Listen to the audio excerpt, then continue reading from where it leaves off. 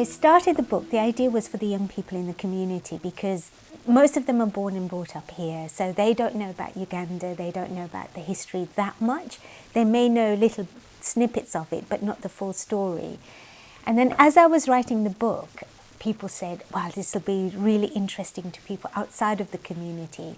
So I had them as my audience, and I've come a full circle, and I really want the book for the young people in the community, just to know what their heritage is and what their roots are.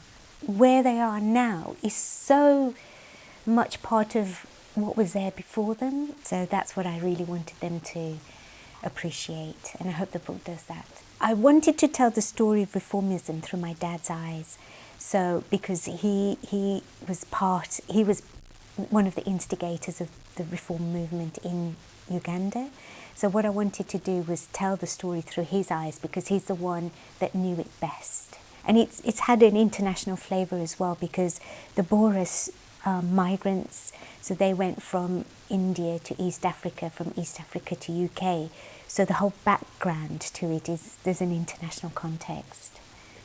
Give me the opportunity to think back, think of people who've been my comrades and a lot of acquaintances, a lot of struggle we had going back to my childhood up to 79, so this has been a wonderful experience. I talk about where the lineage of Daudi Bohras from, the Prophet's time and then his family, and so actually following the lineage. And then obviously it goes to East Africa, to Uganda, to when the Indians actually migrated to Uganda, the early days. The first kind of Indians to migrate to East Africa were in the 1800s, the mid-1800s, so it's a long time back. And then my dad's story is when he was born in 1937 in Hoima in Uganda. So I tell a story about the village life in Hoima and the village life in Masindi. And then when he moved to Kampala, then I tell the story of the city, the main city in Kampala. It was fascinating reading all the letters from, back in the day, right all the way from 1925, looking at the Constitution and trying to imagine those elders in 1928 creating a community in East Africa where there was hardly anything there. So it's been really fascinating and interesting, and trying, putting myself in that situation. Some really good memories. For example, in the 1986 conference, everybody was so happy, really happy at that event happening in the UK. We were united as one. It's lovely to reminisce about that.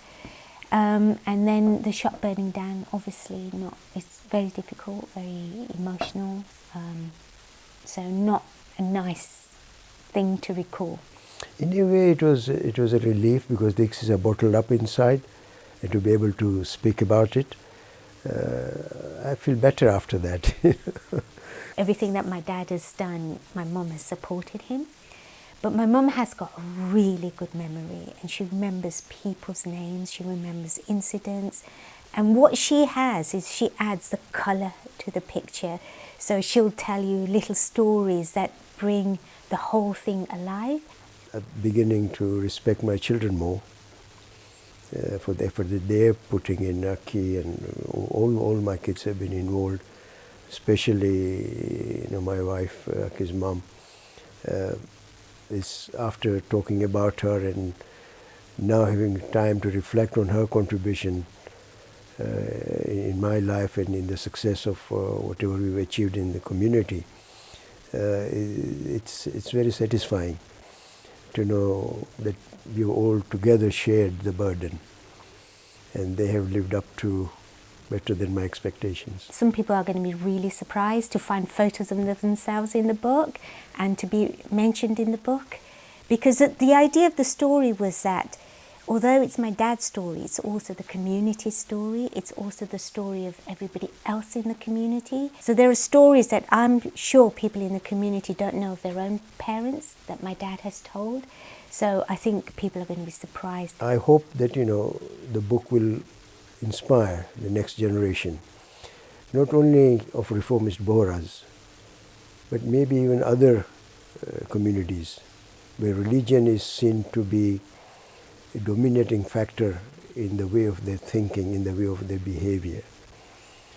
And all rational people, I think, must strive to break this bondage between faith and individualism, between faith and free thought. And that's what